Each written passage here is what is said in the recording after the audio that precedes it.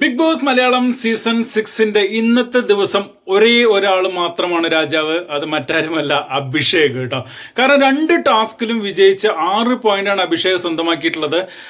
ആദ്യത്തെ ടാസ്കില്, അതായത് ഗോൾഡൻ മൊയില സ്വന്തമാക്കുന്ന ടാസ്കില് അതിൽ വിജയിച്ച് സായിയുടെ ചെറിയൊരു സപ്പോർട്ട് കൂടെ ആണെങ്കിലും വിജയിച്ച് 3 പോയിന്റ് സ്വന്തമാക്കി. അതേപോലെ തന്നെ രണ്ടാമത്തെ ടാസ്കില്, ബോൾ ബാലൻസിങ് ടാസ്കില് എതിരാളികളില്ലാതെ തന്നെ 6 ബോള് വീഴ്ത്തിയിട്ടാണ് അഭിഷേക് ഒന്നാം സ്ഥാനത്ത് വന്നത്. രണ്ടാം സ്ഥാനത്തുള്ള അർജുനും സിജോയ്ക്കും 4 ബോൾ മാത്രമേ വീഴ്ത്താനായിട്ട് സാധിച്ചുള്ളൂ.